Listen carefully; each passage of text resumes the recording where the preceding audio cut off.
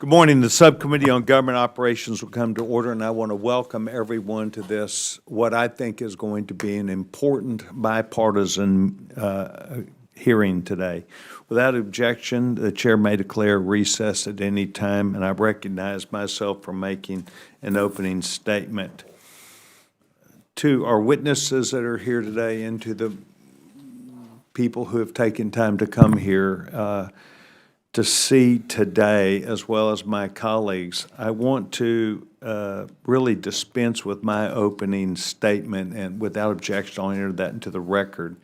But what I'd like to say is that this is a follow-up to the meetings which we have held for the last few years, where there was active discussion, not just about what we were going to do to recognize what might be considered waste, fraud, or abuse, or money that was spent by the federal government that did not equal that which it was intended to do, which kept money away from the real recipients and for people who would have benefited with congressional intent.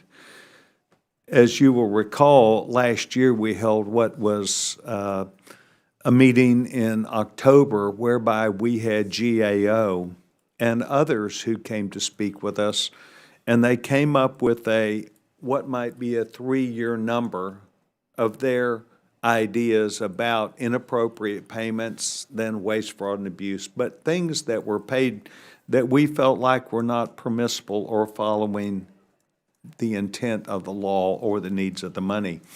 Mr. Mfume and I at that time looked at each other and said, we are going to work together. We are going to challenge GAO to come back to us.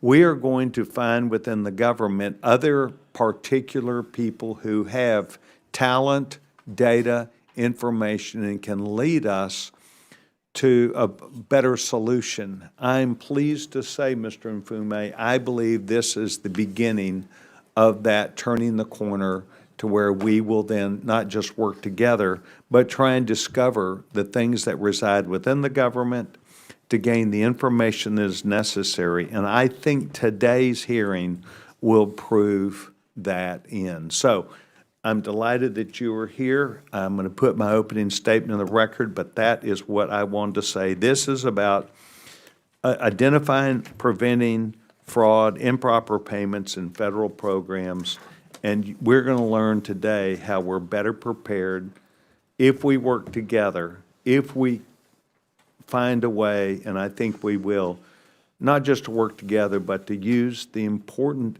elements of this government for data, information, and lessons learned. And I would say thank you for being here. Distinguished gentlemen wish to have time for an opening statement.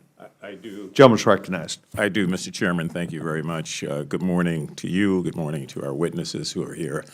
And I want to just personally thank Chairman Sessions for the manner in which we continue to meet each other halfway, even though we're on different sides of the aisle, to come together to find a way at least to release the federal government of some of its ailments, particularly this whole notion of improper payments, waste, fraud, and abuse. We did that throughout the 118th Congress, and my colleagues and I on this subcommittee all remain laser focused on combating those matters. And I think we also have always agreed that this is a nonpartisan matter, no matter where we are in our country or philosophically. We agree that every dollar directed to every program ought to go to the intended purpose. From the very beginning of the President's term, the so-called Department of Government Efficiency, and some of you know that I have referred to it as the Department of Government Evil for my own particular purposes because of the way it's affected working men and working women and their families across this country. I think hardworking, dedicated men and women exist in every congressional district throughout the country. And while there is still no full, complete public accounting on all of them who have been dismissed, other than numbers, we don't know the names and the faces and the families and the children and the mortgages and everything else that's been disrupted by this. I have got no doubt that among the hundreds of thousands of federal employees affected by the fork in the road email and the mass firings of probationary staff, that many are experiencing the pain that we do not feel right now. And that's not to even mention, as I'm sure the chairman would mention also, the 18 inspector generals that have been dismissed. They were like the sheriffs that were running the town and doing a damn good job at it and reporting back to this committee and both to Chairman Sessions and myself on real clear ways of trying to move us forward deliberately and focused. And I commend their work. I look forward, hopefully, to the return of some of them. And I know that their role cannot be understated. We're already in a situation where 10 of 24 agencies subject to the Payment Integrity Information Act were not fully compliant with improper payment reporting requirements as of 2022. It is the furthest thing from common sense, in my opinion, to fire the inspector generals who have a real set of experience and a body of experience addressing this problem. As witnesses have discussed in many of our previous hearings on this issue, particularly last September, combating fraud, improper payments, and abuse is not as simple as waving a magic wand or a chainsaw. Real progress relies on access to quality data. It means thoughtful partnership with agency leaders, and it means investments into the technology and the staff needed to create proper internal controls to prevent improper payments and fraud. I was proud to join with many of my colleagues on the Oversight Committee in introducing recently the Taxpayer Funds Oversight and Accountability Act, which in many respects would make important strides in addressing these challenges. Simply put, I think we have a real challenge before us, not to mention the fact that sometimes we're not focusing on some of the real issues. I would call everyone's attention to the fact that the largest agency with the largest budget is still the Pentagon. And we have witnessed 7 straight audits that have failed because of problems at the Pentagon. I don't know how you can fail 7 straight audits and not become the focus of waste, fraud, and abuse. That's another story, perhaps for another time, but it is something that continues to cry out for very real attention. The GAO reported recently a total of $162 billion in improper payments in government-wide matters in fiscal '24, and that marks a significant reduction. It's almost embarrassing to say that that's a significant reduction from the $236 billion in improper payments in fiscal 2023. In recognition of this shared challenge, Chairman Sessions and I, in a bipartisan way, worked to discover real pathways to reducing fraud and to reducing improper payments. This past October, both he and I sent a joint letter to the GAO requesting that they review, as was mentioned earlier, $2.7 trillion in improper payments and fraud that have occurred since 2003 and provide actionable recommendations before this committee. So as I conclude, I must mention the importance of staying grounded in the scope and the breadth and the depth of this problem. While improper payments and some fraud exist, that does not mean that the bedrock of social safety net programs like Medicaid, Medicare, and Social Security should be cut or privatized. The existence of these problems does not justify in any way mass firings of workers, failures to pay nonprofit organizations. It does not justify the fact that the government owes for work done in so many instances, and that the effort really is moving to destroy many of the federal agencies as we come to know them, even despite the claims that Social Security is rife with fraud and fraudulent payments due to, quote, long-dead individuals who are about 133 years of age. That program has a payment accuracy rate of over 90%, and that's according to the Center for Budget Priorities. So as we move forward as together, hopefully, with our own differences of opinion, but in an effort to move forward together to combat waste, fraud, and abuse as we know it and as we are defining it. I hope that we as a Congress will remember that the purpose of this weighty task is not to exploit these problems or to destroy the federal government in the process, but to work for a better country, and to do that, as the chairman has said, hand in hand, working together despite our differences to come up with a consensus. That's what we really want, consensus approaches that are not on the extreme left or the extreme right, but in the middle where most people are and in the middle where the problems are, so that we can deal with this issue in a very responsible sort of way and to be able to report back to the American people that we really have made an impact in dealing with the issues of waste, fraud, and abuse. Again, I cannot say enough about Chairman Sessions' work in this regard and this committee's work. We didn't get a lot of attention, but we were in the forefront for the last 2 or 3 years. So it's good to know now that people are paying attention. We just have to make sure that we are doing this the right way and in a way that is responsible. Thank you, Mr. Chairman, and I would yield back. I appreciate the gentleman's dialogue. I want to say that maybe 10% or more, I think more of the American people want, expect, and need us to work together. And you have my promise that it will continue to be done and we will work together. You have a strong voice. You have a strong idea of what you're after, but what we're dealing with here is something that must be overtaken. We have to win on this, and it will be a bipartisan effort. And I think the three witnesses that we have today are shining examples that can lead the way, not to partisanship, but to answers. And I think that's what we seek. I want to thank your conversation today, and I think that we'll see that also, sir. Thank you. I want to request unanimous consent that the gentleman, Mr. Moskowitz from Florida, be waived on today's hearing for the purpose of asking questions. Without objection, so ordered.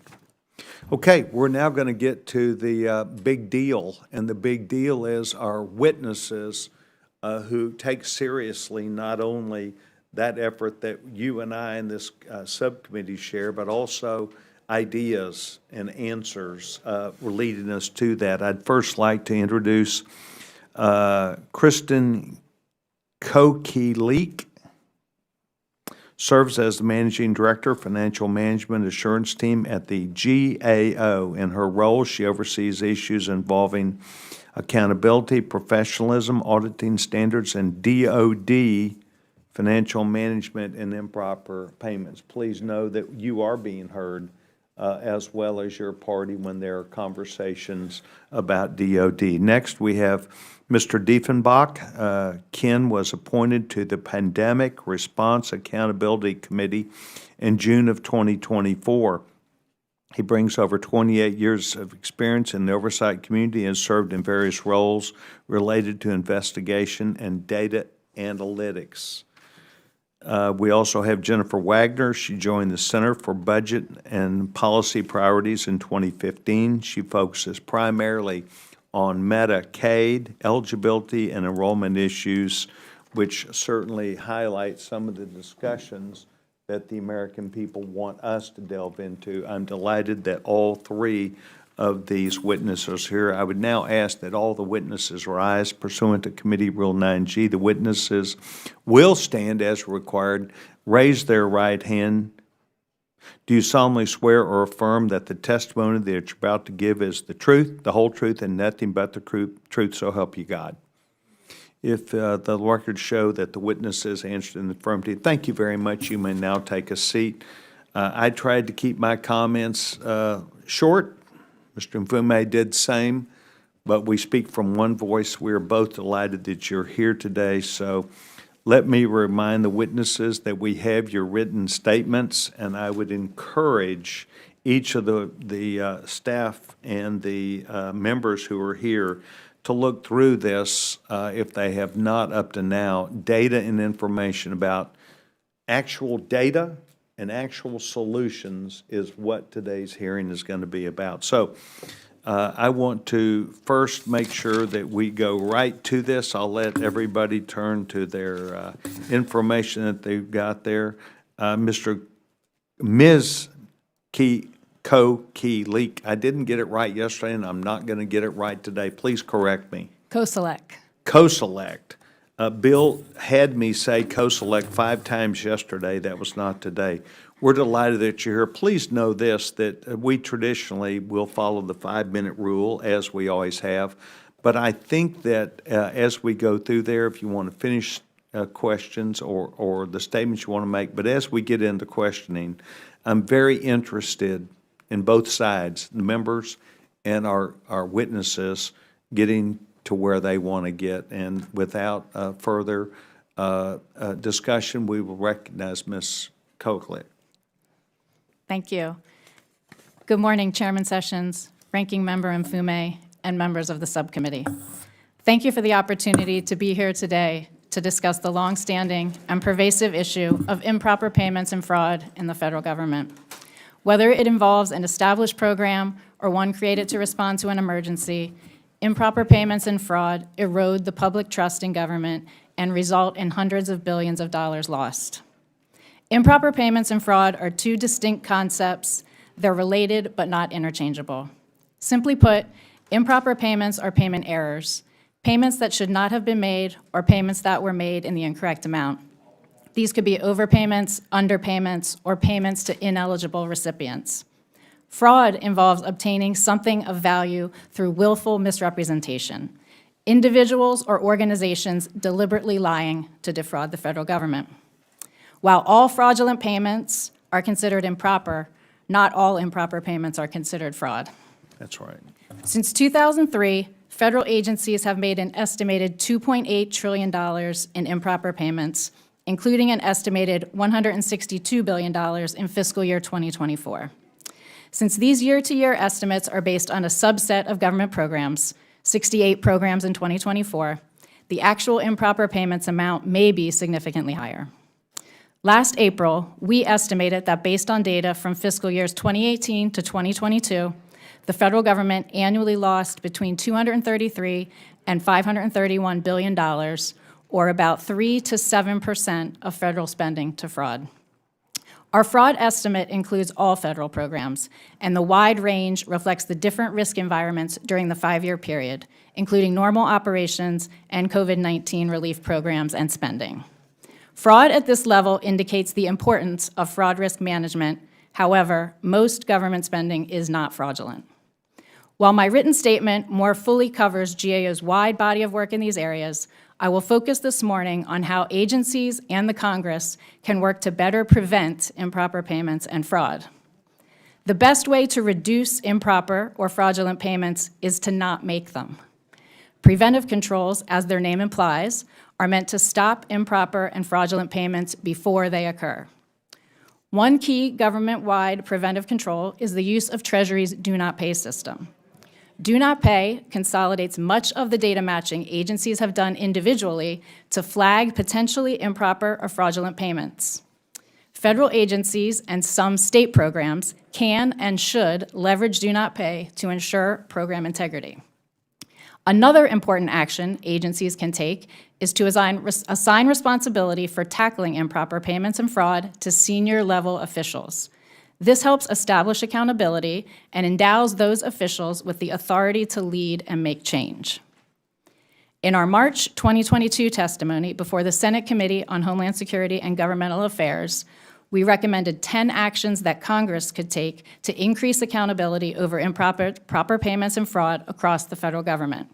As of today, these recommendations to Congress remain unaddressed. To improve transparency and accountability over fraud management, we recommended that Congress reinstate the requirement that agencies report on their anti-fraud controls and fraud risk management efforts in their annual financial reports. And to better prepare for future emergencies, such as hurricanes, wildfires, or pandemics, we recommended that Congress require OMB to provide guidance for agencies to proactively develop internal control plans that will be ready for use in future crises, and require agencies to report these plans to OMB and Congress. Finally, to facilitate data access and data sharing, which is key to effective prevention, we recommended that Congress consider amending the Social Security Act to explicitly allow the Social Security Administration to share its full death data with Treasury's Do Not Pay system. In December 2020, Congress passed legislation requiring the Social Security Administration to share its full death data with Treasury's Do Not Pay system for a 3-year pilot period. This requirement is set to expire in December 2026, and we think Congress should make it permanent. Earlier this year, Treasury reported that data sharing during the pilot had led to $31 million in improper payments prevented and recovered over its first 5 months, and the pilot's projected net benefit is over $215 million for the full 3 years. Congress can make an immediate impact by ensuring the Do Not Pay system continues to have access to the Social Security Administration's full death data. Continued congressional oversight is critical to ensuring that agencies address improper payments and fraud in their programs. Along with the actions detailed in my written statement, Congress can use a variety of tools such as hearings and the appropriations, authorization, and oversight processes to incentivize agencies to improve program integrity. This concludes my opening statement, and I would be happy to answer questions. Thank you very much. The distinguished gentleman, Mr. Deffenbaugh, you're recognized. Thank you. Chair Sessions, Ranking Member Mfume, members of the subcommittee. It is an honor to be here today to talk about the critically important topic of preventing fraud in federal programs. This subcommittee has been at the forefront of bipartisan efforts to find solutions to reduce fraud and other types of improper payments. Today's hearing comes at a critical time because unless Congress takes action, one of the most significant tools it has created to improve program integrity will be lost. As the Executive Director of the Pandemic Response Accountability Committee, or PRAC, an entity Congress created almost 5 years ago to oversee $5 trillion in relief funding, I can point to untold examples where fraudsters stole hundreds of billions of dollars from taxpayers and the intended beneficiaries of these programs. As a federal law enforcement officer who has spent over 28 years bringing to justice fraudsters who stole from federal programs, I know firsthand that unless we invest in cross-agency prevention and enhanced data sharing, we will continue to be victimized by increasingly sophisticated and well-resourced bad actors. Pay and chase is not the solution. Prevention is. To be clear, agencies have the primary responsibility to prevent fraud, but the PRAC and the OIGs also play an important role. Since its formation in 2020, the PRAC has time and again alerted federal agencies, Congress, and the American public to the lessons learned from the pandemic and our recommendations to help strengthen federal programs. For example, we issued a fraud alert on the use of suspicious Social Security numbers in obtaining over $5.4 billion in SBA relief programs.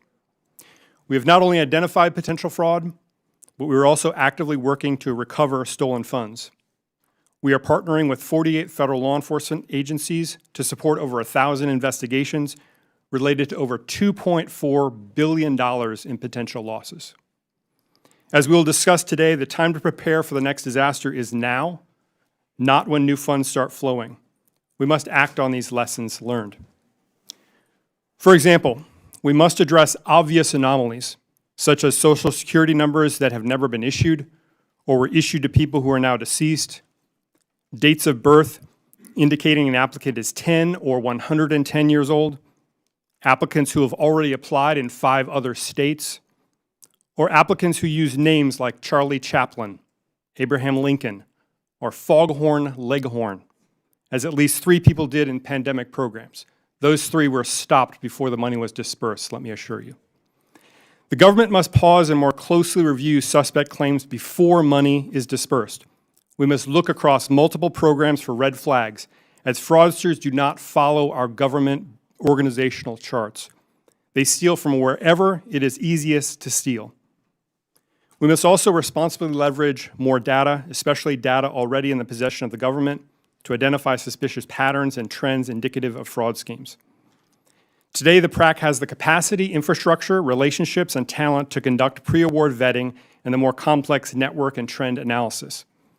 We know from our work that fraudsters can apply to all 50 states and territories from behind one keyboard. They can hit multiple federal programs using the same false information. They can outsource these tasks to artificial intelligence and bots.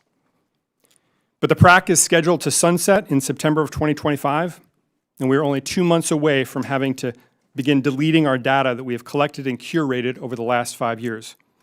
This includes over 60 major data sources and some 1.7 billion data points. We are also concerned about losing more of our staff whose outstanding analytical expertise is in great demand. We will soon reach the point of no return in which rebuilding this capacity would take several months, if not years, and a significant new investment of taxpayer dollars. The U.S. General Accountability Office has expressed strong support for the PRAC and estimated their analytics capability could result in an annual financial benefit of $1 billion or more a year. If the PRAC ceases operations in September, the next time the government responds to a natural disaster, an economic crisis, or another event where we are quickly dispersing benefits to people in need, fraudsters will again swoop in and steal. We will then inevitably ask ourselves, how did we lose so much money to fraud? If this happens, it will be because we chose not to be prepared, and we chose not to invest in fraud prevention and increase data sharing. Instead, we should continue the investment that Congress has made to the PRAC, which has a proven track record and a demonstrated return on investment. American taxpayers deserve nothing less. I look forward to your questions. Thank you very much. For the audience that may be watching, that is the Pandemic Response Accountability Committee that was referred to as PRAC. Thank you very much. Ms. Wagner, you're now recognized. Chairman Sessions, Ranking Member Mfume, and members of the Government Operations Subcommittee. I am honored to be here today to discuss something I have spent over 20 years working on, improving government systems to get the right benefits to eligible people in a streamlined and accurate way. I started my career as a food stamp caseworker in North Carolina and then worked for the Illinois Department of Human Services before joining CBPP. I am going to focus today on Medicaid and SNAP, specifically on 3 key points. First, Medicaid and SNAP have a rigorous eligibility verification process, and the vast majority of people are eligible for the benefits they receive. Mistakes are made, but most improper payments are paperwork issues, not fraud. Second, running an accurate program means making sure eligible people can get and keep benefits. When we talk about program integrity and accuracy, we need to talk about how adding red tape can harm eligible families. And third, there are effective ways to reduce improper payments and improve program integrity. But some of the solutions proposed don't match the problems. They don't solve improper payments and will increase errors. Let's dig in. First, nearly all of the people enrolled in SNAP and Medicaid are eligible for their benefits. Applicants fill out complex forms with details about their household, expenses, and income. Agencies verify that information against federal, state, and commercial databases. If the application and database don't match, the applicant must send verification, like a pay stub. Improper payments are not the same as fraud and are primarily caused by paperwork errors. For example, a Medicaid worker might check a database to verify an applicant's eligibility, but not capture and retain the data viewed in that moment. When a reviewer comes and looks at that case months later, they can't confirm the case is correct because they can't see what the worker looked at when the case was approved. There's no indication that the applicant isn't eligible, but since the paperwork is missing, it's considered an improper payment. This is a technical problem, not a fraud problem. Second, it is important to acknowledge one shortcoming of improper payment measures. They only consider those who receive benefits. They don't consider those who are eligible but couldn't enroll due to confusing notices or agency mistakes. We must keep this in mind when evaluating solutions to improper payments. Which brings me to my third point. Many proposed solutions don't match the problems and won't reduce improper payments or improve accuracy. For example, requiring Medicaid renewals every 6 months instead of every year will cause more problems than it solves. More paperwork will lead eligible enrollees to miss out on benefits for procedural reasons, not because they don't qualify for the program, but because they don't receive or return a notice or the agency doesn't process that paperwork timely.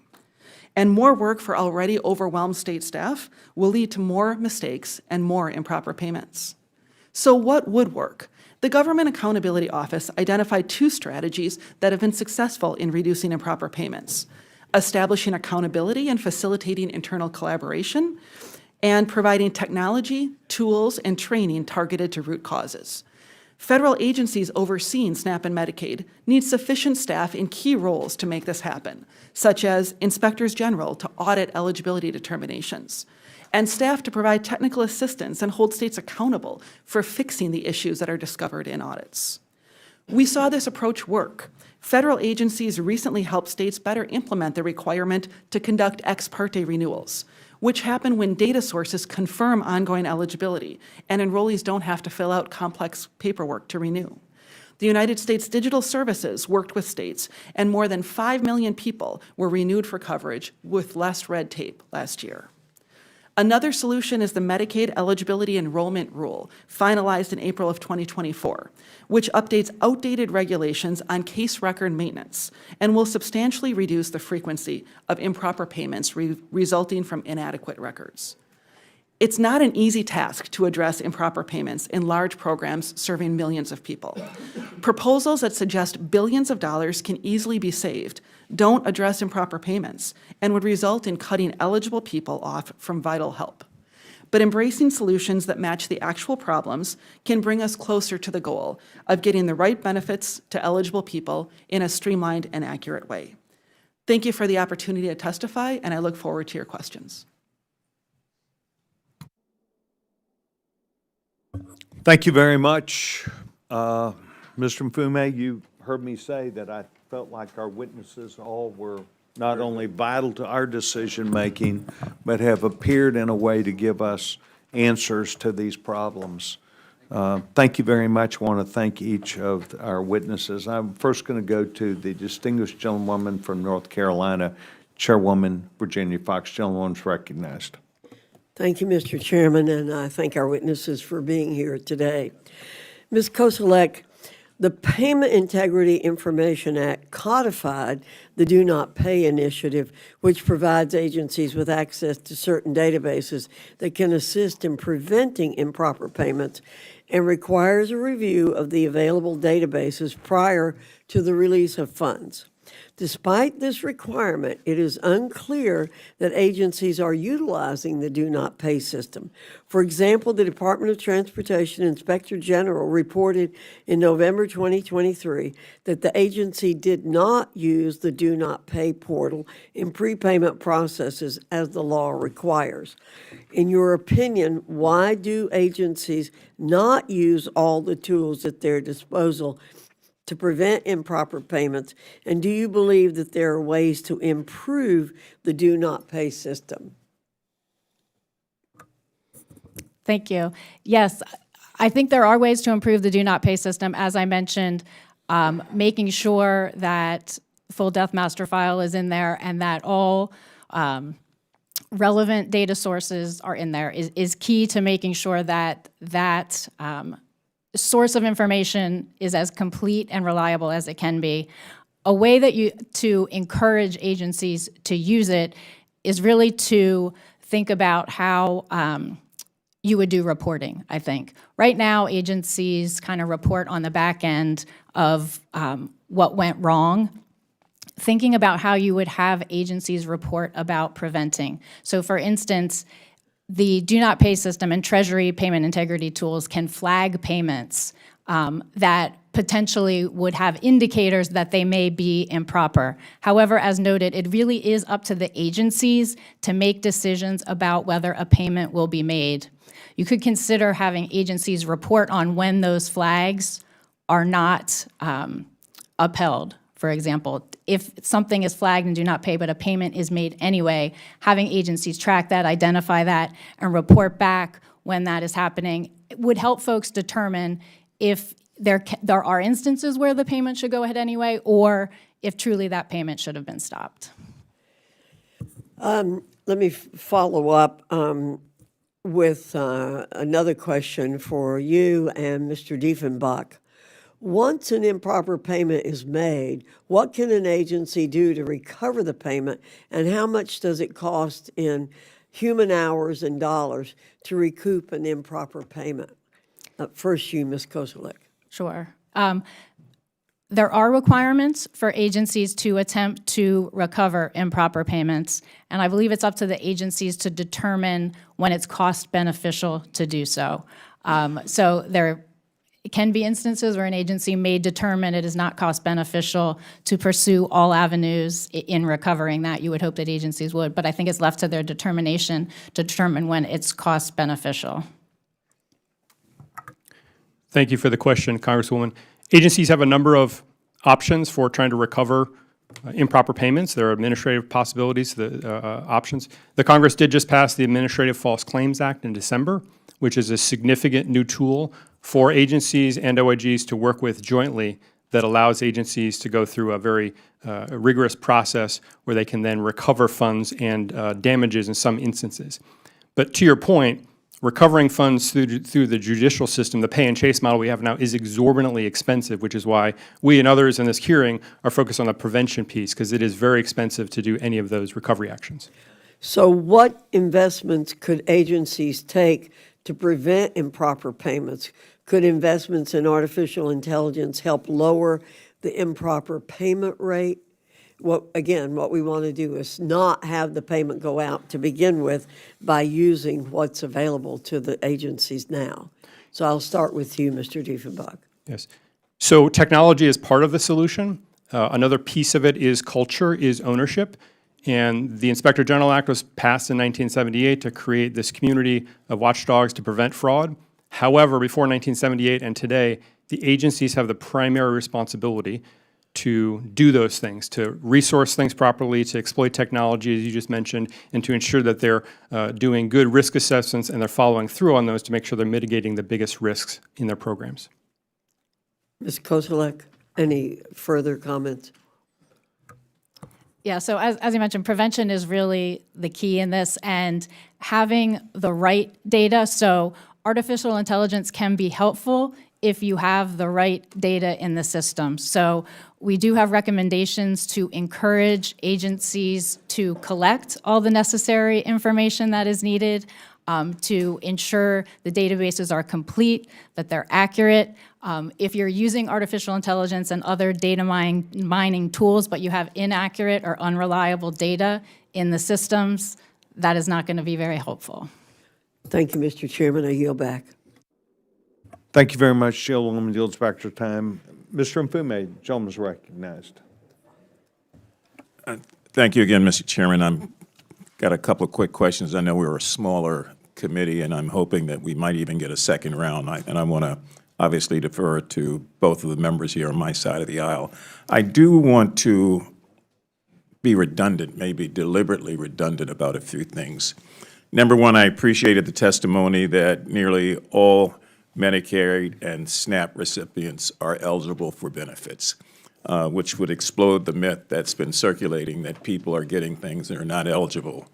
I want to underscore again what I heard was that most improper payments are due to paperwork errors, and not necessarily conniving persons trying to find a way to get a check. However, what I think I want to stop on more than anything else is the notion that was just enunciated, that we've got to stop it before it starts. And Mr. Diefenbach, I appreciate your comments that we can't play the game of pay and chase. That will go on forever, deplete resources, and frustrate everybody. I do want to ask if the 10 recommendations that you presented in your Senate testimony can be made available. I don't know that I have them, but I'd like very much to see them.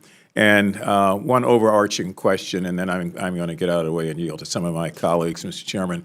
Can all of you, individually or collectively, give me your assessment of what has happened and what will happen now that all these inspector generals are no longer in place to do the good job that they were doing to point out the crooks and the bad guys and to follow up with bodies like this, both in the House and Senate, that would allow us the ability to do what we've been able to do in a bipartisan way. I think what the effect is, but I need to hear it from the three of you, any of you.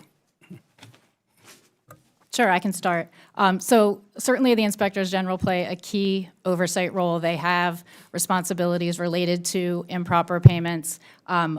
Beyond that, they do audits of the programs day in and day out and can be very helpful in identifying some of the root causes that may lead to improper payments in the programs. And then also, they are really helpful in coming up with solutions once they identify those root causes, identifying recommendations that the agencies can take. So certainly, the lack of their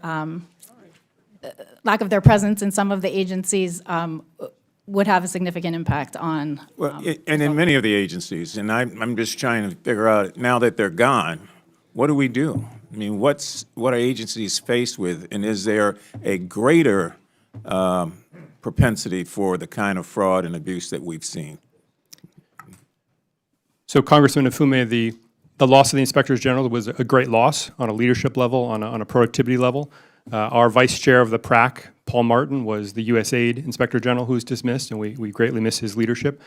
I think the biggest thing for the Congress is you're going to have less transparency, less visibility on what's actually occurring in agencies, because that's one of the hallmark principles when Congress set up the Inspector General Act, was to give you and the taxpaying public more visibility and transparency on an objective view of what exactly is going on. So I think you're going to have reduced visibility. Ms. Wagner? And just to add an example to what my colleagues have said here, the HHS OIG is really important in supporting and funding state Medicaid fraud control units that investigate and prosecute Medicaid provider fraud.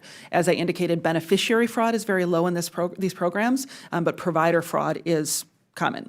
In FY23, these units recovered $1.2 billion in criminal penalties and civil judgments. And also, the IGs and HHS would audit eligibility determination processes. And they were very effective in identifying major issues in states, such as duplicate payments to managed care organizations, incorrect interpretations of federal policy, and caseworker errors. So identifying these problems and working with the states to get them addressed is really a key role that is diminished right now. Yeah, I think it would be fair to say that their dismissal has clearly exacerbated a problem that is clearly out of control now. Mr. Chairman, I yield back. Thank you very much. Mr. Chairman, let me ask you a question, real quick, Excuse procedural just a question. moment. One moment, please, sir.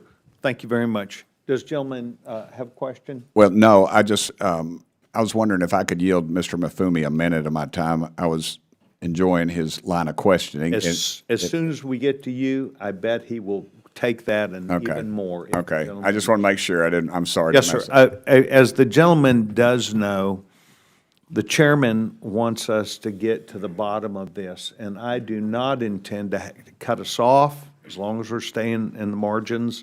I think we're better off. I think we're better off when someone like you does yield time to learn more about what's on someone else's mind. Thank you very much. I've now moved to. No, you're great. You're great. I'm just saying, I do want to when we get to you. The gentleman, Chairman Palmer, is recognized. Thank you, Mr. Chairman. Mr. Koselleck, in 2002, Congress passed the Improper Payments Information Act. In 2010, Congress passed the Improper Payments Elimination and Recovery Act. In 2012, Congress passed two more bills, the Improper Payments Elimination Recovery Improvement Act and the Improper Payments Transparency Act. Yet GAO said that the federal government's losing between $233 to $521 billion per year. If you just split the difference, that's $377 billion over a 10-year window. That's $3.7 trillion, not counting the interest that we're having to pay. And in regard to the inspector generals, it sounds like we're not going to miss the Inspector General. I don't mean to be dismissive of that. I have high regard for the Inspector Generals, but in terms of actually lowering our improper payment rate, it keeps going up year after year. How do you explain that? Oh, sorry, I'm looking at the wrong person. I need to sit up straight so I can see the names. No worries. Okay, go ahead. I think we really need to get back to basics and having internal control in payment processes. As you noted, there's been numerous amounts of legislation adding on requirements, reporting improper payments, but we really need to get back to the fundamentals of having internal controls in payment processes, understanding what the root causes are for the improper payments going out, and focusing on that, requiring agencies to report their plans for prevention to you, and having accountability for having those prevention plans in place. Isn't the problem, though, the failure to have enforcement in any of these bills? I've been working on it since I've been in Congress. I believe I might have been the first one to get the Budget Committee to really take into account improper payments. Been working with Mr. Dodaro this whole time on it, and it's not getting better. As a matter of fact, there's in fiscal year 24, there are 16 agencies that reported a total of about $162 billion in improper payments. And when you dig down into it, about 55% of the improper payment problem is administrative error, failure to verify eligibility, and antiquated data systems. Which brings me to Mr. Musk, and I know there's a lot of consternation about what they're doing, but literally, he's brought in some computer experts with 21st century technology and done better oversight of the federal government in the last 6 weeks than we've done in the last 40 years. I mean, isn't that one of the biggest problems we have with improper payments is we've got antiquated data systems. We don't have the 21st century technology we need to do oversight, proper oversight. Having reliable data is very important. Having accurate, reliable, complete data in the systems to be able to do those integrity checks is critical, yes. Well, after we did pass the Improper Payments Elimination Recovery Improvement Act, I know of one outside company that was brought in that did some analysis of labor, Department of Labor contracts and found millions of dollars in fraud, overpayments, other monies that should have come back to the federal government through credits that were not recovered. And when this was disclosed, the Department of Labor at that time basically waved off as disinterested. Isn't that a problem? The pay and chase model is a problem. Trying to recover the payments after the fact is much less effective. So what we need to do is focus on stopping it on the front end. And that's where we need the improvements in technology, where we need the investment in technology. And this is a huge issue when you're reporting 16 agencies are accounting for $162 billion. 10-year window, that's $1.6 trillion. And we're running a deficit of over $2 trillion every year. If you just look at the totality of it, 377 billion, that's 3.77 trillion, not counting the interest we're paying on that money, because every dollar we send out improperly is a borrowed dollar. Mr. Chairman, I yield back. Back is time. Thank you very much. Distinguished gentlewoman from Washington, D.C. is recognized. Thank you, Mr. Chairman.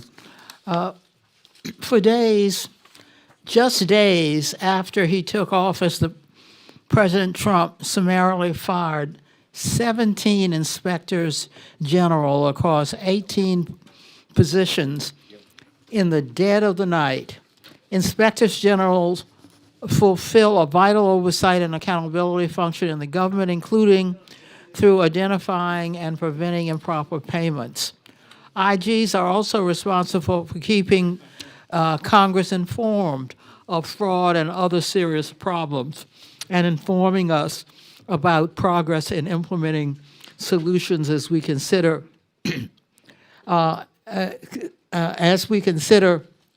ways to attack the problem of improper payments. It is critical that we do not undermine these officials who serve as our partners in this fight. Ms. Wagner, I am aware that much of your work has focused on the challenges that states may have in complying with complex requirements for federal payments programs. How do inspectors general help to identify and address these problems? Inspectors General play a critical role in auditing state operations. States are trying to run an accurate program, but they have many pressures on them, and they sometimes make mistakes in their policy, in their operations, and their systems. And audits through Inspectors General and others come in and identify these mistakes and lift them up and hold the state accountable for addressing these. So it's really a critical role when we're looking to improve improper payments and to get benefits to eligible people. Thank you. Ms. Koselleck, how does the firing of Inspectors General affect Inspector General office's ability to prevent and address improper payments? The role the Inspector General plays is critical. One of the other things, they're often the first line of defense in investigating allegations of fraud and improper payments. So without having, strong Inspector General presence in there, that can certainly be an impediment. They're also an objective voice in identifying problems and doing investigations. So certainly having a very strong Inspector General role is critical. Inspectors General are rigorous, evidence-based, use rigorous evidence-based approaches to target fraud. This is important because a reckless approach to fighting fraud risks collateral damage. It could keep federal assistance from going to those who most are in need of it. GAO's fraud risk management framework notes that agencies should consider the cost of fraud controls when designing systems, including potential delays for legitimate applicants. Ms. Koselleck, how does the work of Inspectors General ensure that people get the benefit for which they are eligible? Certainly the role they play in doing the various program audits, so certainly they have a role in improper payments, but they also, as I mentioned, do program audits throughout the year, looking at the operations of the various programs. Are they being executed efficiently and effectively to make sure that the proper recipients are receiving the benefits that they are entitled to? Mr. Diefenbach, the Inspectors General serving on the Pandemic Response Accountability Committee have done great work in identifying improper payments throughout our pandemic response. What has been the impact of President Trump's purge of so many Inspectors General been on the committee's work and capacity going forward? Well, we have lost, again, the leadership, the institutional knowledge of individual Inspectors Generals, but the offices of Inspectors General still exist and are fully functioning. We work with them day in, day out on investigations. And we are, of course, an independent committee within the oversight community, the PRAC, that does operational data analytics literally every day to support investigations, to proactively find problems, and to issue reports on lessons learned and preventative measures that agencies can follow going forward. So we are continuing to do our important work to support the OIGs and to be a centralized hub, if you will, for analytics to support the OIGs that are smaller, that don't have their own capabilities. Thank you, and I yield back. Thank you very much, the distinguished gentlewoman. We're delighted that you're here, and as you have proved in your service, we all want to, as well, Mr. Mfume and your side, want to stop improper payments and move to the areas that they would be needed.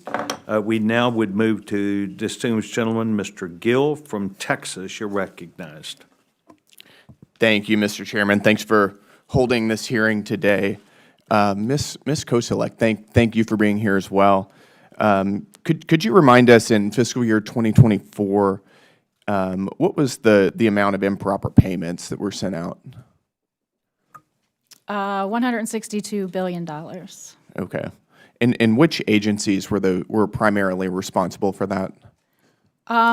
Some of the programs that had the largest dollar amounts were Medicare, Medicaid, Earned Income Tax Credit, were some of the larger ones. And how much do you guys at the GAO estimate we lose in fraud every year? We did a fraud estimate for looking at data for years 2018 through 2022, and we came up with an estimate of $230 to $250 billion. In what agencies Annually. do you primarily see fraud? That Where do you estimate see was it the based most? across all programs. Okay, got it. So if I'm in, let's just use a specific example. If I'm a fraudster and I want to collect unemployment checks that I shouldn't be receiving, and I steal somebody else's identity to do that, and I apply to the Department of Labor, what are the processes that you would expect to see the Department of Labor go through to ensure that I don't improperly or fraudulently receive a check? So unemployment insurance is an interesting one. It's a federal-state partnership program, so there are responsibilities at the federal level and at the state level. As I mentioned, really having those preventative controls in place, doing those data matching checks are some of the key controls that you could expect to see to have an entity have in place. And in this case, you need to have those types of controls in place at the state and at the federal level. What do we actually see on a realistic basis? How often are some of these checks actually applied? We have seen instances and had recommendations for unemployment, I believe, where there could be additional use by the states of some of those data checks, and I believe we have some recommendations that there could be requirements to have the states be required to do that data matching. they're not right now, doing it's it right now. encouraged, but we have found instances where, in all cases, that is not being done, and that can be a root cause of some of these improper payments. So in other words, we're mailing out checks without verifying who they're going to. In some cases. Got it. And what are the consequences for agency heads as they're mailing out American taxpayer dollars without verifying who they're going to? The consequence is Yep. that anytime there's improper payments or fraud or money going out for not the intended purpose, that's money that could be going to rightful recipients and used for other purposes. Right, but I mean, from an incentive standpoint, on the agency level, is there any consequence for either employees at the agency or agency heads for mailing out checks fraudulently? One of the things we have recommended is having an accountable official But I at mean, the right agencies. now, as opposed to the recommendations, right now, is there anything to hold these people accountable? Agencies are supposed to have an accountable official to oversee Right, this, but we have, But what is the accountability structure? you should, Or do they receive less bonuses, for instance? Are they fired? What's holding them accountable? I think that is determined by the agency as to how that mechanism is 100% set up, but certainly Congress can have accountability Well, mechanisms. what do you see? Have you ever seen an agency head get fired, for instance, for mailing out billions of dollars in fraudulent checks? I have not seen that. Got it. Okay. And once we mail these checks out, is there any way of clawing this money back and holding the fraudsters accountable? That's what you're saying. The pay and chase model is not generally effective. There are requirements that anytime there is an improper payment, agencies are supposed to attempt to get that money back. But we have found that the percentage that you get back when you're following that model, as opposed to not having to go out, preventing it is by far much more effective. Right. Completely agreed. I mean, it seems to me that we've got an overextended bureaucratic administrative leviathan that is mailing out American taxpayer dollars fraudulently with virtually no accountability at all, bankrupting the American people with impunity. And this is from a federal government that ostensibly works in the interests of American citizens, is instead wasting our taxpayer dollars on a scale that is difficult to fathom. I think this is precisely why we need DOJ so badly to get this nonsense under control. And with that, Mr. Chairman, I yield back, and thank you very much. Appreciate the gentleman's questions. The distinguished gentleman from Washington, Ms. Randall, is recognized. Thank you so much, Mr. Chair, and thank you as well to our witnesses for taking the time to be here today and share your expertise. I've been pretty open about sharing my sister Olivia's story. She was born with really complex disabilities and was able to receive the care she needed because of Medicaid. And she was one of an estimated 2.4 million Washingtonians enrolled in Apple Health, our state Medicaid program. And so ensuring that we're protecting that program is very important to me, not just personally, but on behalf of all my constituents. And I think I share the goals of so many of my colleagues here to ensure that we are using taxpayer dollars efficiently to provide essential services to our neighbors who need them. But what we may have some disagreement on is how to make the federal government and our programs work better for the American people. My colleague talked about fraudsters, and certainly there is some fraud in some of our programs, some improper payments. But I think what we also have to underscore is the individual people that are trying to access these programs. And we had a subcommittee hearing on healthcare and financial services a week or two ago, in which we collectively, bipartisanly, discussed and understood the barriers that exist for many families trying to access Medicaid, including and especially those married couples that have a hard time getting the healthcare that they need to be successful. But I want to reiterate the difference between fraud and people perpetuating fraud and the improper payments. And Ms. Wagner, could you reiterate, is it true that the vast majority of improper payments are paperwork issues, not fraud? Yes, that is correct. It's usually a mistake in the process when you talk about a program like Medicaid. It could be an eligibility worker didn't follow correct procedures, or the participant was issued the wrong amount of benefits. But it's often an error, an inadvertent error by the household, or a mistake by the agency staff or system. The incidence of fraud, which is intentional deceit to gain a benefit, the incidence of beneficiary fraud is very low in these programs. Yeah, thank you.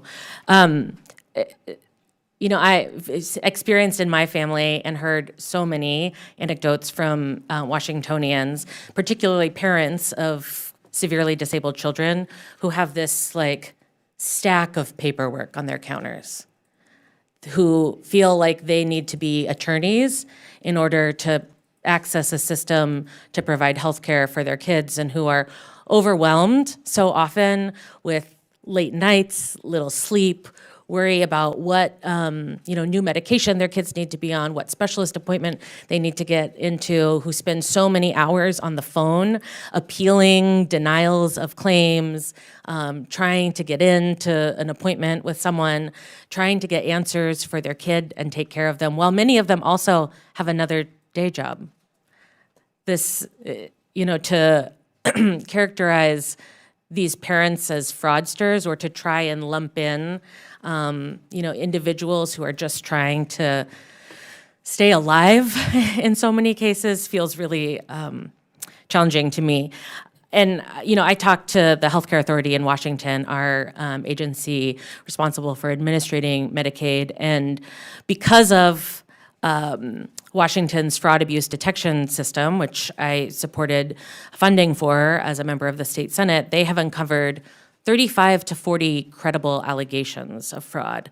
That's 35 to 40 out of 20 million claims that they receive a year. And to do that math for us, it's 0.0002% of fraudulent claims.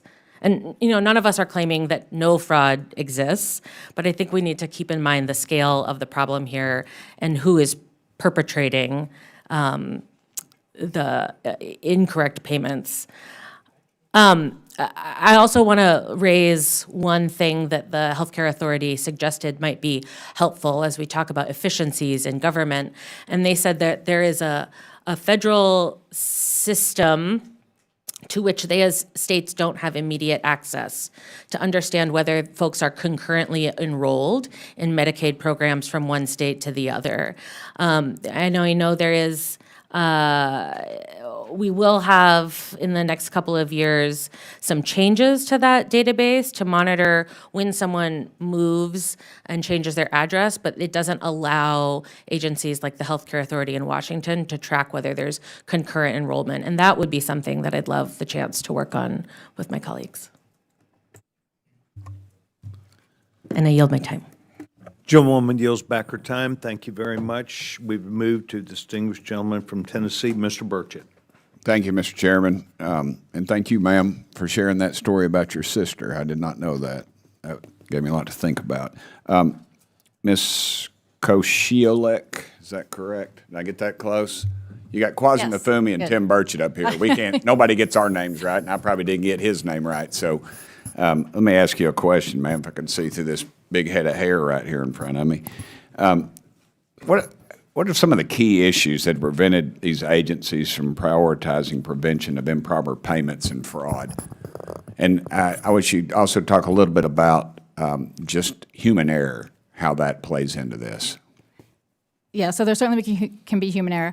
And I just want to clarify, the fraud, to be sure, fraud is a big problem. The fraud numbers that we estimated over those years was about 3 to 7% of the funding. But to be sure, as we noted, any amount of fraud is money not going to the intended purpose. So some of the key issues, I think, that prevent folks from being able to effectively put the right controls in place does have to do with some data sharing, some access,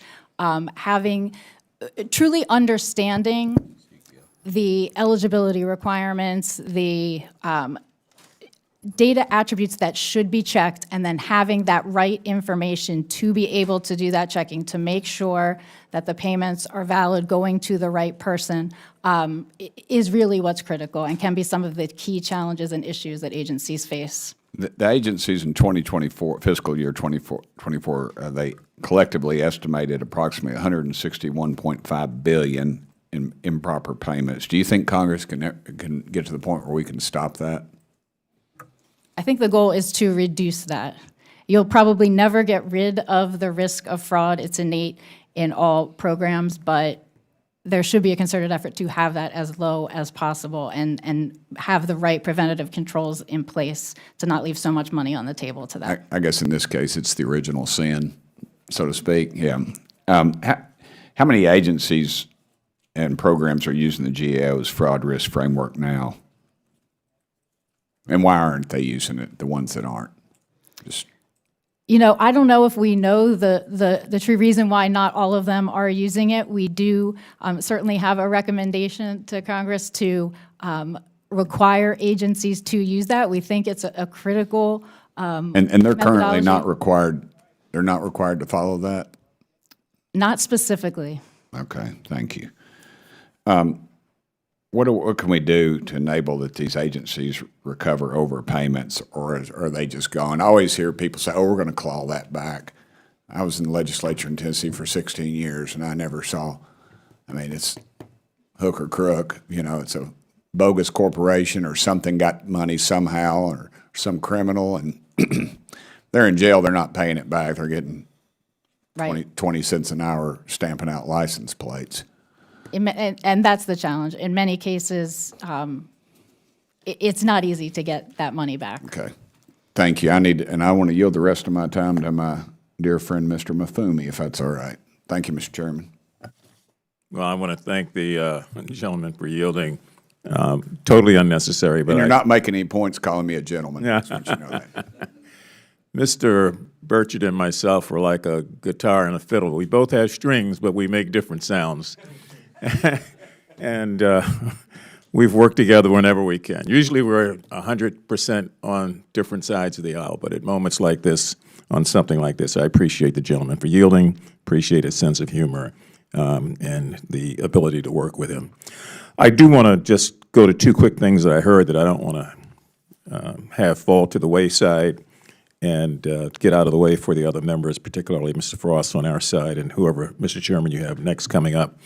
Mr. Palmer made a good point, and I'm really saddened that he's not here because he talked about this whole enforcement mechanism and whether or not there is any enforcement mechanism. And without an enforcement mechanism, how can you expect agencies or agency heads to do anything at all if we're not going to enforce existing law or practice? And the other interesting thing was Mr. Gill, who mentioned consequences to agency heads, which I think is something that we ought to talk about, particularly the flip side of that, which is incentives to agency heads. And I don't know if we are providing them right now. So if I'm running agency A, B, or C, I see a problem and I work my tail off to get it fixed so that improper payments are not going out. Seems to me there ought to be some incentive there for agency heads to do that, and there ought to be a hammer on the other side for agency heads who fail to do it at all. So I just wanted to go back to both of those points. I want to thank the gentleman, I'll call him a gentleman again, from Tennessee, Mr. Burchett, for yielding this time, and I yield back, Mr. Chair. Mr. Burchett yields back his time. Thank you for the distinguished gentleman. We'd now recognize the distinguished gentleman from Georgia, Mr. Jack. Thank you very much, Mr. Chairman. And first and foremost, if I could follow on that effective line of statement from Mr. Maffume and that potential line of questioning, I was also inspired by Mr. Palmer's statements as it relates to enforcement. If I could just go down the line, what say you about enhancing the enforcement capability, whether through legislative action or executive action? Yeah, so I think holding people accountable is critical for doing anything, but in this case particularly, certainly I think agencies should have accountable officials and hold those people accountable. And like I mentioned, Congress can have an accountability role too, through the appropriations process, through having agencies and officials report on their preventative controls that they're putting in place to hold them accountable and demonstrate how they are doing that. Thank you. Mr. Diefenbach? Thank you for the question. So we spent the last 5 years at the PRAC developing and learning lessons learned. We put out a program for blueprint for program integrity. So agencies need to operationalize that and follow that. We have perfected ways to find simple frauds and more complex frauds. So I think one of the answers is they need to have the tools to be able to detect, again, the simple non-eligibility issues, but also the more complex hidden criminal enterprises, sometimes international criminal enterprises, which we've done a good job, I think a phenomenal job, of finding new ways to do that with big data. Wonderful. Ms. Wagner? The key to preventing improper payments and reducing fraud is information and technical assistance to the states. States are trying to run a good program. They don't want headlines. They don't want their money going to the wrong people. And so by supporting them in these efforts with funds, with federal support, we can go much further. Penalizing them, massive cuts to these programs, will actually go against this purpose and will lead to increased improper payments. Thank you all. Just for, in closing, a lot of my colleagues have asked very effective questions today, but I love history, and I would love, if I could, Ms. Kosiolek, I think we understand since 2004, 2003, we've seen $2.8 trillion in improper payments. I think that's from GAO. Is that correct? And would you say, has there been an influx in recent years? If you were to try to catalog year by year, I mean, it's trying to understand the history of how this ramped up. And is this something that was happening in the 40s, 50s, 60s? Have you seen it just really skyrocket as government's grown and government programs have grown? Would love for you to just offer some thoughts on the history of how we got here. Yeah, I think certainly some of the challenges, and as we mentioned, the importance of having really foundational, good internal controls is critical, so that over the years, as emergencies are going to arise, you have those foundational controls in place. You have plans and controls ready to go. I think, as agencies and the government is forced to function in dynamic ways, if you don't have those foundations in place, that's when I think you see that fluctuation, and that just exacerbates the problem. And, sir, if you want to comment on the history of how we got here. Please, the threat is always evolving. The friction for getting public benefits is gone. Anyone with a computer anywhere in the world can apply for public benefits. Some of those programs have a lot of protections in place. As we found in the pandemic through our work, many did not. So it really takes a big data approach, using all the tools available to find the hidden connections that you can't find manually. We're aware of 142,000 known pandemic fraud cases, and they have a fingerprint. And we've been able to figure out that fingerprint. And our hope is to be able to continue our work to help people proactively defend against these things and prevent them early, because you cannot fight today's fraud issues with yesterday's tools. Wonderful. Ms. Wagner? So Medicaid and SNAP are a little bit different than some of the other programs that are more recent or were really ramped up during the pandemic. They have a long history of working to reduce improper payments. They were challenged during the pandemic by some new programs, by increased demand, and by reduced staffing. So now we really need to kind of look at the other side of that and stabilize the workforce, improve the IT systems to continue reducing those rates. Well, I'd like to thank all three of the witnesses for appearing before us today. I want to thank the chairman for calling this hearing. And with that, I yield my remainder 30 seconds to the chairman. Thank you.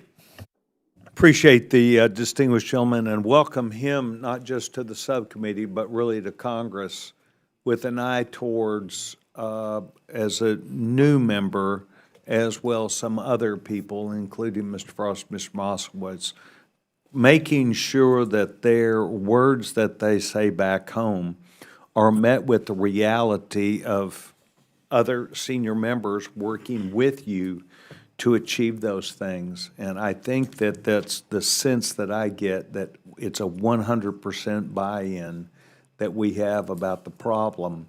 Mr. Mfume are want to come to a 100% working towards that answer. And I want to thank the distinguished gentleman. Thank you, Mr. Chairman. Distinguished gentleman from Florida is recognized. Good to see you, Mr. Frost. Thank you, thank you. Thank you, Mr. Chairman. Hello, thank you so much for being here today. You know, when I was back home in the district over the weekend, everywhere I went, the grocery store, walking around the park, doing anything, people were coming up to me asking about Social Security. And I think a lot of people are worried and scared right now. I think part of it has to do with a lot of the mis and disinformation that's going around. I mean, we've heard this constant lie from Elon Musk that tens of millions of dead people are getting Social Security paychecks. Claiming fraud on Social Security, I think, is one way that folks are going to justify cutting it, pocketing the benefits for billionaires, privatizing it. Ms. Koselleck, Elon Musk is now calling Social Security a Ponzi scheme. How concerned are you that Social Security is a Ponzi scheme? I don't think we have seen indications in our work that that is the case. Musk is calling it a Ponzi scheme as an excuse to destroy it, in my opinion. Americans earn Social Security through years of hard work, and it's a good investment. It could be a better investment for black men, because we're pretty much donors because we live less time, but that's another conversation for another time. It's one of the most popular government services, and most people support more funding for Social Security, not less. Ms. Wagner, you know, people want shorter wait times, payments processed more quickly, but at the same time, the administration wants to cut 7,000 employees from the administration. Yesterday, somebody from my office called Social Security, 30 days to process something on retirement, 30 days on Medicaid, 230 days as it relates to disability. What would be the effects of these cuts to the Social Security Administration right now? When staff shrinks, there are fewer people to take appointments, to answer phones, to process applications for different benefits, and that hurts people nationwide. And in addition to their own staff, Social Security Administration funds state disability determination service employees who decide whether applicants' disabilities are severe enough to qualify for benefits. Their processing time was already at a record high of 7 months, and we expect cuts will have further impact. In addition, 7 in 10 of Social Security staff do serve the public directly. So this will have a major impact on customer service. Thank you. It's not just, you know, billionaires like Elon Musk who are going around attacking it. My own Florida Senator Rick Scott, the richest person in Congress, which on the topic of fraud, you know, my senator made history. He's the man responsible for the largest Medicare fraud in the history of this country, $1.7 billion. He says that Republicans are, quote, going to have to cut Social Security, end quote. Why are they doing this? Well, to take money from Social Security to use it for tax cuts for people who are too rich to need it. House Republicans plan to make $880 billion in cuts to health care. This means cuts to Medicaid and Medicare, too. Ms. Wagner, 4 in 8 American children are Medicaid recipients, including over 60,000 people in my district alone. For an Orlando family currently receiving Medicaid, what could be the financial fallout from losing access to Medicaid? Well, first, when states are forced to cut back on funding, they are going to cut back on who's eligible and the benefits they receive. But cuts will have broader impacts than just those who are no longer eligible. They will directly or indirectly affect the amount of funds available for state staff, for IT systems that support Medicaid, and they'll probably lead to more improper payments and reduced program integrity. And it will impact people whose eligibility isn't cut. Longer call center wait times, more errors, uncertainty, stress, and possibly not being able to get approved for benefits or losing coverage at renewal, even though they remain eligible. Thank you. You know, before coming to Congress, I worked in organizations, and one of the proudest things I did was work at March for Our Lives. They came after the shooting that happened in Parkland. I traveled this country speaking with people that disagreed with me on the issue of gun violence, but it made me a better person. And something I learned during my travels is in order to speak about something in a bipartisan way, I think it's really important to make sure people are coming at this on the right foot, in good faith. And I'm all for the modernization of our government. I think it's really important, and I say that as the youngest person in the United States Congress. I think it is very important. But when I see the people leading the effort, like Elon Musk, call something like Social Security a Ponzi scheme, and I hear crickets on the other side of the aisle, I have a really hard time taking any of this seriously when I go home and I have people coming up to me in the grocery store who are living paycheck to paycheck, asking me, what are you going to do to protect Social Security? So thank you so much, and I yield back. Gentleman yields back his time. Distinguished gentleman from Florida, Mr. Moskowitz, who's asked to be waived on this committee. Sir, we're delighted to chair. Gentleman's recognized. Thank you, Mr. Chairman. Thank you for granting my waiver. I appreciate it. You know, I've been committed to helping the government become more efficient, save dollars, go after fraud, waste, and abuse. I was the first Democrat to join the Doge caucus, which, by the way, hasn't done anything and has not been included in anything Elon Musk has done. But, you know, it's nice that we have a caucus. And so this is a bipartisan effort, like the chairman mentioned. We do want to get at waste, fraud, and abuse. But I do think dispelling myths, dispelling fact from fiction is important. And I want to drill down real quickly first on what my colleague from Florida, Mr. Frost, said. And I'm going to be even more direct because I think it's important. We'll just go down the line. So you gave an answer on whether Social Security is a Ponzi scheme. The answer is no, right? It's not a Ponzi scheme. We have not reported that it's a Ponzi scheme. Right, so it's not a Ponzi scheme. I'm not aware that it's a Ponzi scheme. Okay. Agreed. Okay, so Mr. Musk is wrong. No one's going to get fired for saying it, right? He's wrong. You can say it. It's not a Ponzi scheme. I'll say it for you. It's not a Ponzi scheme. It's not a Ponzi. Okay, he's wrong. I know we're afraid to say it. And see, that's part of the problem. We're afraid to say that Elon Musk is wrong. That's what Mr. Frost was talking about when he says he hears crickets from my colleagues. We hear crickets from the witnesses because everyone is afraid when Elon says something, if it's patently false, we're afraid to say it's false. All right, let's talk about something else. The IG is getting fired. Do you support the IG is getting fired? I mean, I got to imagine if you're interested in getting rid of fraud, waste, and abuse, they're the people trying to get rid of fraud, waste, and abuse. So they got fired from Agriculture, Interior, HUD, Department of Defense, the EPA, the State Department, HHS, Veterans Affairs, Labor, Transportation. You support that?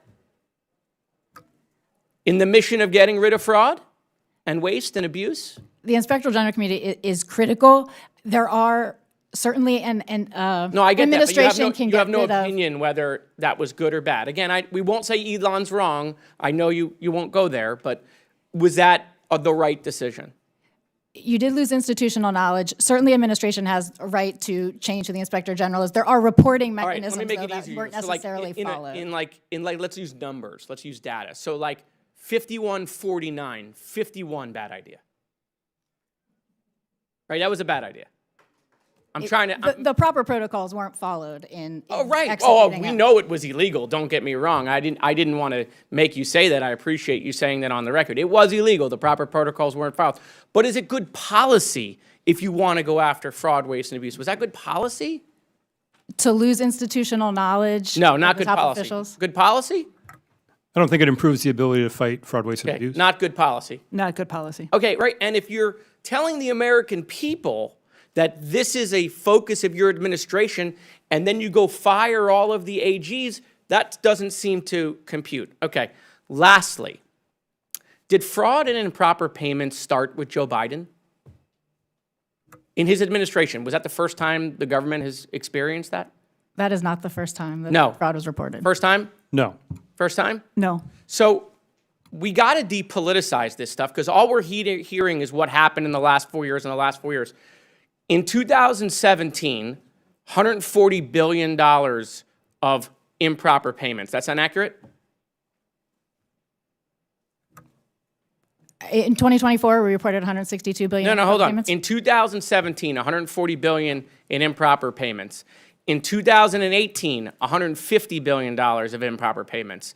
In 2019, $174 billion of improper payments. And in 2020, $206 billion of improper payments. Those are GAO numbers. So let me just do some math. In the first Trump administration, there were $670 billion of improper payments. I'm not blaming him, but he is blaming Joe Biden, and so is Elon Musk, blaming for the improper payments for what happened in the 4 years of Joe Biden. My point is, Mr. Chairman, if we do want to solve this on a bipartisan basis, then we got to separate fact from fiction. We got to depoliticize it. $670 billion of improper payments and fraud, waste, and abuse in the first Trump administration. Isn't that correct? Correct. Isn't that correct? I don't have any reason to doubt your math, sir. Okay. Isn't that correct? I believe so. Perfect. Thank you, Mr. Chairman. Does the gentleman seek to give back his time, or is the gentleman? Mr. Chairman, I had no time back, but I'm happy to give Would you the back. gentleman, your ranking member has asked if we would have a second round. Distinguished gentleman's recognized. Mr. Mvume. Well, thank you very much, Mr. Chair. I want to thank Mr. Markowitz. And I, to the gentleman from Florida, I will say Elon Musk is a lie on the record, which I've said many times. So I guess he's coming after me. One of the things we want to do here is to allow everybody freedom of expression. This is an issue, particularly for the chairman and I. We've been working this for a long, long time. And getting to the root of this by implementing what we're hearing today and what we've learned from previous hearings is extremely, extremely important.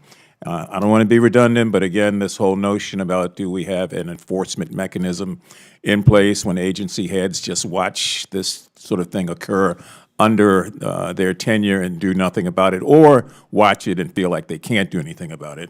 And for those brave souls who do, how do we reward them, and what do we do as a Congress to make sure that we're tightening up their spine and that they're doing the right thing? I think it's fair to say that there will be legislation coming out of this hearing at some point in time. I know the chairman has expressed an interest. I hope to join him in that regard. If we don't do anything else, once the shouting and everything else is over with, we've got to find a way to make sure that dollars that could be used to help people in this country actually get to people. If we're able to slow down this, I can't call it a trickle of fraud, waste, and abuse, an avalanche that has been going on. And I've been looking at the GAO numbers going all the way back to 2003. So Mr. Markowitz was right. It didn't start under Joe Biden. This has been going on and on and on. And I think we will have a gross failure on our part if we don't find a way in this committee with this wind to our back to do something about it. It's going to take calm, clear thinking, a resolute determination to make sure that whatever legislation we are able to come up with jointly over and over again that passes really does get us to where we want to be. I would think that everybody in this country is appalled to know that there are crooks out here who feed on the government, who lie, who cheat, who steal, who deliberately find a way to get around the law. And I don't know that there's any safe haven for those individuals wherever they are. I do know that we've got to bring the hammer down on them, which is why I'm so dismayed that the inspectors general are not in place to do just that. They had started a process and it was yielding results. So I'm going to yield back to our chairman. My commitment is to work through these issues, to work in a bipartisan way where possible, and I hope that's very possible, and to keep saying what we've been saying over and over again, which now is starting to get some sort of audience just because I guess Elon Musk has a bigger bullhorn than my microphone here. But we've been at this. This is not new. And we've got to find a way to do it in a way that is surgical, deliberate, verifiable, and allows for due process. With that, I'm going to yield back. Thank you, Mr. Chairman. I appreciate the time. Thank you very much. And also, if the gentleman does, I don't know if that was your closing comments. Okay, then I'm going to yield myself my time, and then I probably will put those together with my closing comments, and then we'll get out. I want to thank the not only the witnesses who are here today, but so many others who are in the audience. I think today you saw a very classic events that happen almost every day on the Hill, and that is people miss the opening statements. They miss some of the nuggets of information that each of you gave. But what resides in each of us is a desire when we hear the term $800 billion, whether it's waste, fraud, or abuse, or unintended payments, whatever you would want to put that term with, it is frustrating. It's frustrating for us. It's frustrating for you. I will tell you that I think what Mr. Mfume described was the two of us when he said the answer needs to be. I think the answer needs to be a bipartisan answer. I think it needs to be looking at this together.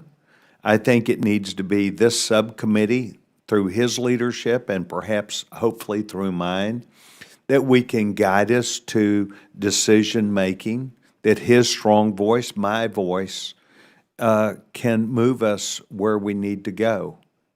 Where is it that we need to go? I think today that we heard about the Pandemic Response Accountability Committee is one of those answers. It is an answer that it currently exists, and it was a bipartisan answer. It still maintains a good bit of data, but it was done just for the pandemic. It was not done for other programs that would reside across the government. I think that the expertise that Mr. Deffenbaugh spoke to me about yesterday when I met with him for a good period of time was that he sees that they could be a potential front side answer to not just waste, fraud, and abuse, but on an individual basis for the various organizations, Social Security, Veterans Affairs, IRS. We spoke about how 18F for some time provided some assurance that they would know who a person was on coming in, but we now recognize it didn't quite work that way, but the Pandemic Response Accountability Committee has effectively been able to prove that the work that they have done. And so a piece of legislation, I spoke to Chairman Comer about it this morning, will be in order within 2 weeks. We're going to go to a markup. We are going to work together. We're going to, I think, see the same answer, and that is we think that you worked, Mr. Deffenbaugh. We think that that answer is an upfront answer, and we will then have to find a way to mirror not only what you do, but find a way to bring the avenues of data and information up front and apply those same principles to the biggest problem. I don't think that we'll go overnight directly to you. I don't think you're staffed for that. We'll work together. But I do think that the answer lies in upfront gaining the information. If the members had all been here up front, they would have heard all three of you concur on that. They would have said, well, we need to do this on an upfront basis as a person goes through this process. In particular, before we send out billions or trillions of dollars to people, which is something that I've tried to echo. Our government is not prepared to send money out on a mass basis at this point. We are not prepared, and I'm not trying to disappoint anybody in this administration, but we're not prepared for it. We need to get prepared, and I believe that Mr. Mfume and I, who've been given this authority and responsibility, will continue to work with you. I'll be quite honest, I was delighted with what I heard yesterday from GAO. I think that they have provided us a lot of information which is allowing us to hone in not only on the problems but the answers. And I think if we move ourselves to answers through a process that people understand and expect, it will mean that a lot of people gain confidence in not only the federal government, but the workforces that are there. Lastly, I don't want to do this necessarily because the gentlemen are not here, Mr. Frost, Mr. Moskowitz, but I think might be slightly a revision to what he said about their hearing crickets. In fact, the $800 billion is a 10-year number. These will be votes that will be taken, and we have already seen where these numbers, which are being looked at by this DOGE organization, OMB in the government, is reporting that they believe the huge numbers of, quote, cuts could be achieved by reducing the amount of unintended payments.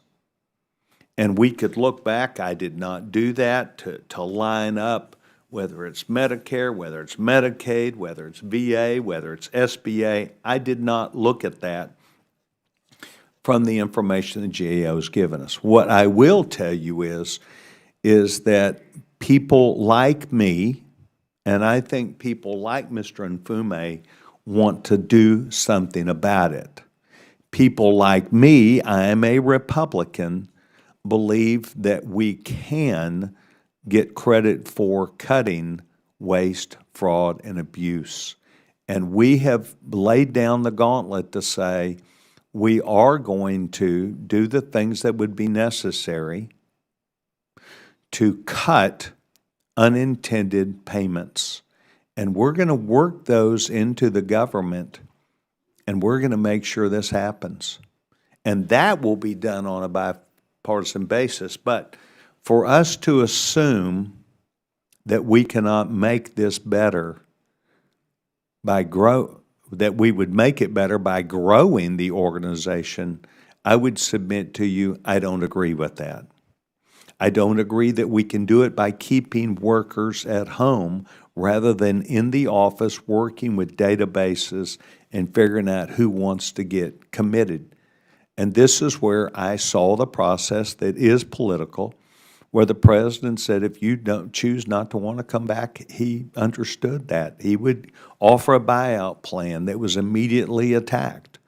We live in a political world, and there are people who will attack President Biden or President Trump just from their word go, the word go of their name.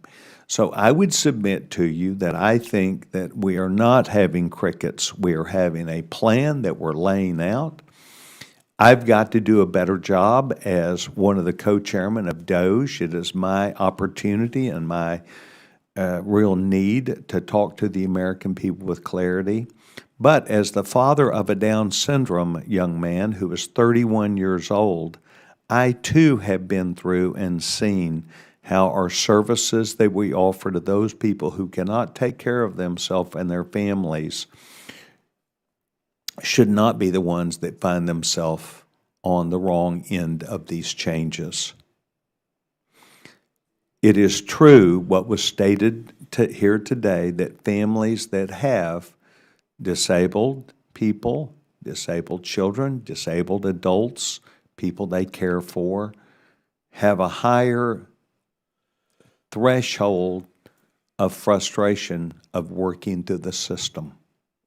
And I think that system will get better as we hone ourselves through the work that would be done on a bipartisan basis and less fear. The fear that people have about losing Social Security is in fact not true. It would not be true. It is not the goal of Elon Musk or of this government. And I do recognize there have been some words stated about their problems with what they see as an aggregate amount of unintended payments.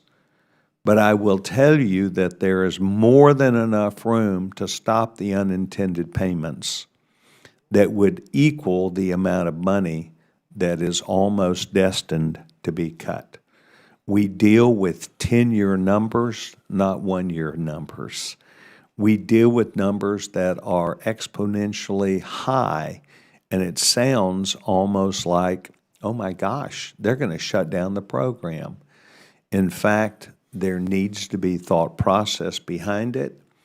I in no way am afraid of a town hall meeting, of explaining what we're doing, but as a member of Congress, if we accept that where we are and where we have been is acceptable to our future, we are missing the boat. So I would ask that each of you know that you got asked tough questions today. Doesn't bother me. But to have the confidence that if we move forward together, including Mr. Mfume and myself, that we can end up in a point where we look at each other and say, we made this better. We saved the money that was actually destined for people that it was intended to. And then we'll see what the score is. I have great confidence we can do this. So I do not want a conversation that they hear crickets to be part of this. There are not crickets. There is a really daunting task of us to take this $1.7 trillion or $2.7 trillion, whatever the amount was, that is laid in front of us. And we were never talking about cuts that were bigger than that. We were talking about cuts that are way less, but that make sense. So I want to thank each of you for being here today. I think each of you did well enough to be invited back, but perhaps more importantly, we would like to work with you. And Mr. Mfume and I are going to deal with this in legislation. We'll pass it to you and also see if you would, what your opinion might be for that. But I want to thank you each for being here today.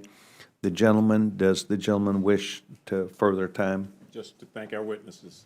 We do thank our witnesses and that they stick around a second. Mr. Mfume and I are going to end this hearing and come and thank you for being here.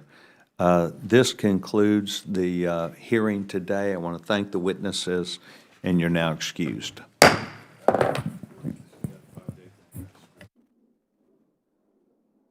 My script right. Whoops. We will, where's the 5-day?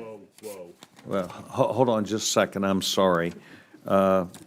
We will, without objection, we will extend to, where's the statement you want me to read? The 5 days. It's all 5 legislative days for people to ask for questions and to receive information. Where is that, Bill? Where is it? I don't see it, and I apologize. It's a normal thing we do. There you go, Crystal. All right.